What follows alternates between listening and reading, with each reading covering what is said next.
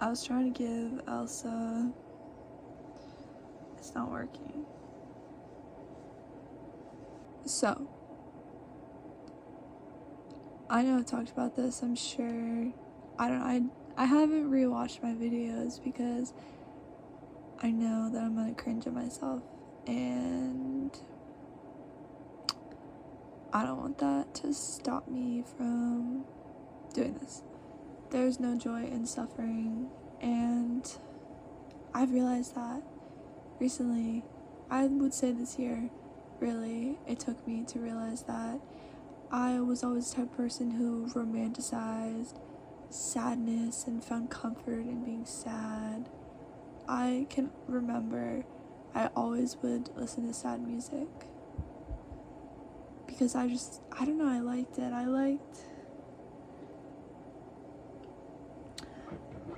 I found sadness oddly comforting, and I didn't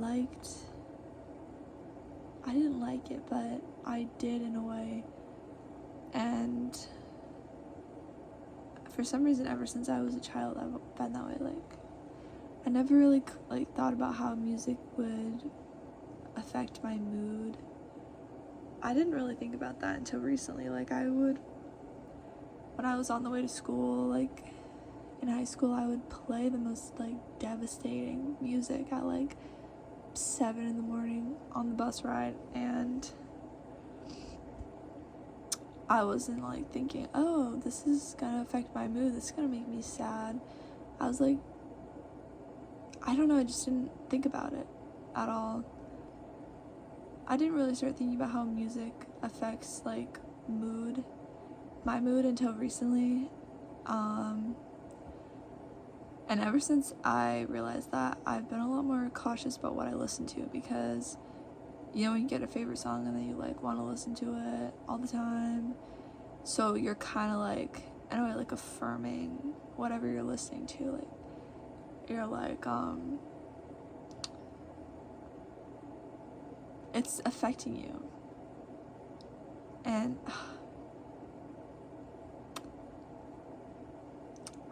I feel like I can't be the only person who isn't aware of that, or I'm aware of it now, but I wasn't aware of it for a very long time. And how uplifting, when you listen to uplifting music, or you listen to happy music. I was listening to millennial hopecore music recently because my search history on Spotify is millennial hopecore playlist, because millennials, I'll give them that. I'll give them one thing. They have some hope. Or they had hope. I don't know if they still do, but they made some bangers back in the day. I'll give them that. But yeah, listening to uplifting music, I can't with my hair. I don't know if this is better or worse. It's fine. It doesn't matter.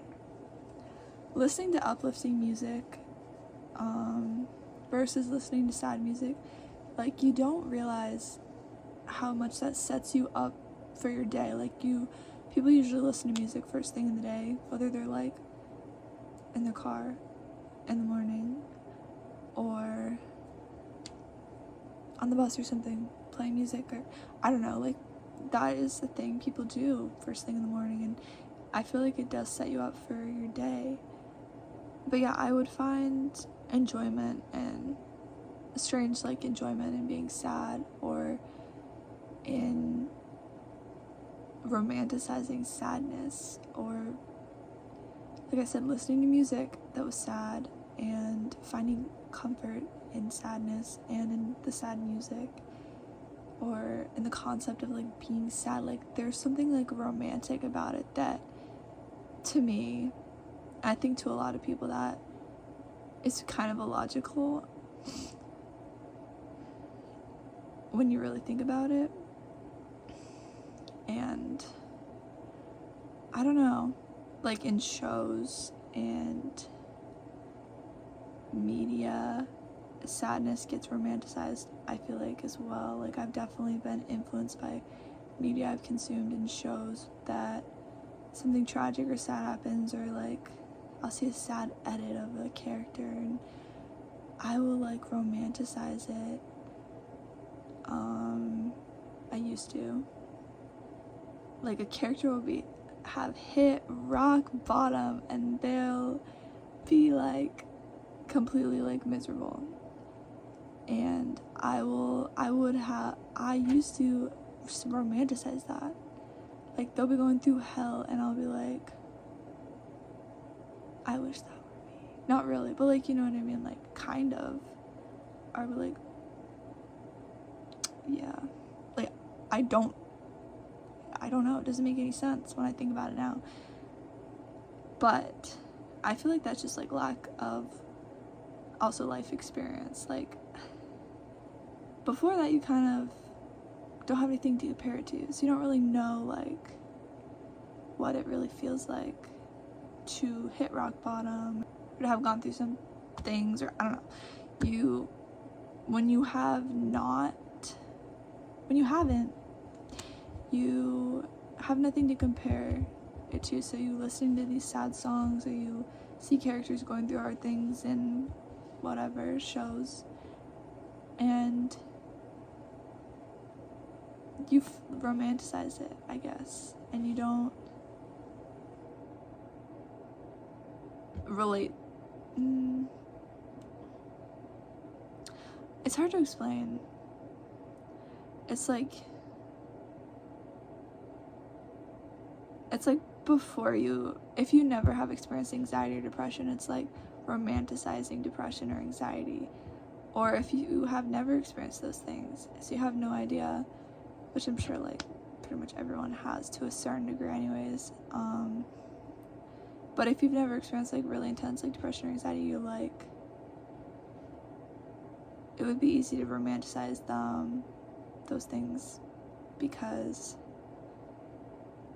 you don't know like the reality of how terrible they are, I guess. And I guess that's what I'm trying to say. But I don't know if that makes sense. I would say like it really took me until I hit rock bottom to realize that there is absolutely nothing, there's nothing inherently romantic about misery or about suffering. And I feel like it really takes a person until they like go through it to realize that like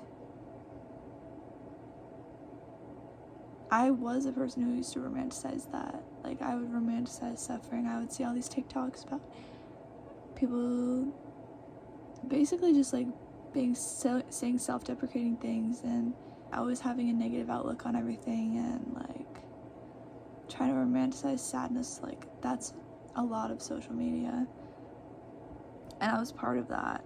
And I look at it very differently now. Sometimes I think you like need to hit rock bottom to realize there is nothing like inherently romantic about that, any of that. And like if I have the choice to decide to have a positive outlook on things versus a negative one, to listen to upbeat music versus sad music, to talk about and like think about myself positively versus like always making self-deprecating jokes about myself and saying things, making jokes about I hate myself. And I don't know, it's very trendy to say like a lot of like really negative things about yourself. Like, and it was when I was in high school, and probably when I was in middle school too. And it's so trendy, and everybody does it, and you just don't even think about it, and you're just kind of doing what everyone else is doing.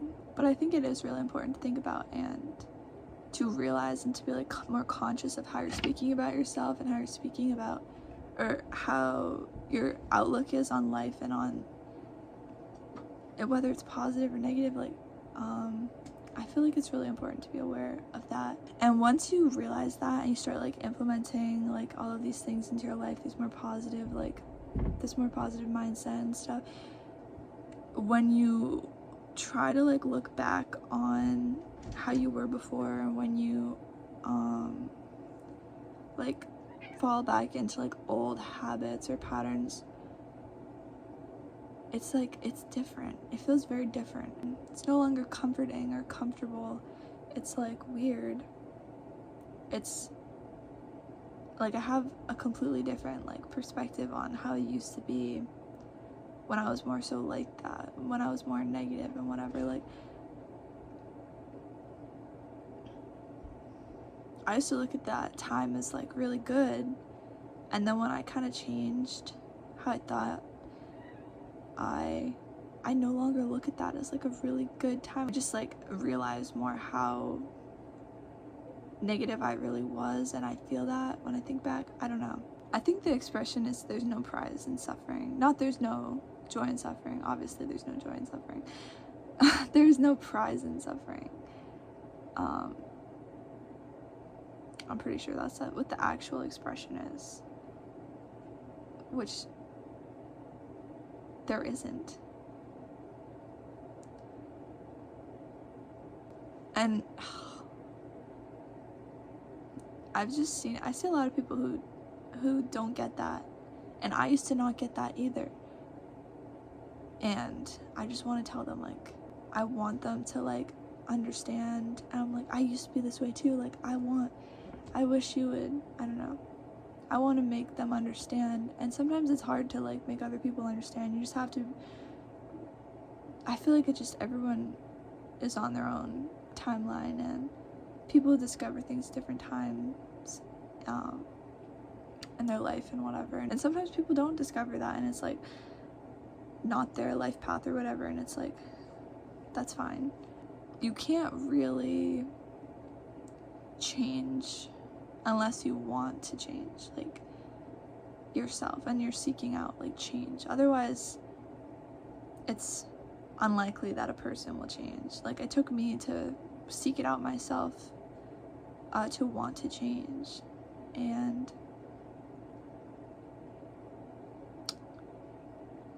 that's just kind of how it is. I think that also, like, ultimately it is a choice to choose like positivity or to choose suffering. I think that so many people suffer and choose, you know, positivity, and a lot of people who have it really good choose suffering, and it's very strange. But anyways, also, I'm adding this in here. I'm like editing the video, but rewatching it, my energy is so low in this video. Like, I feel like this happens a lot in when I record, because I always record at like midnight or like late. I was also thinking, I wanted to add something. What I was saying about the positivity thing, when you think with a positive mindset, you're gonna like start attracting positivity, and when you think with a negative mindset, you're gonna start attracting negativity. So that's also something to add on why it's so like crucial to think positively and to be like aware of how you're thinking and all of that. But also, another thing I wanted to add, I used to label myself as a sad person. Like, that was the label that I had for myself, just somebody who was sad. And I changed that. Like, I don't think about myself that way anymore. I don't think that I'm this sad person. I don't want to be that, and I don't know. You can change the way you think about yourself. Don't confine yourself to a label, especially something that's so negative, you know? Okay, that's all. It's something to practice. It's not something that is going to initially come easily. Like, it didn't for me. It's like,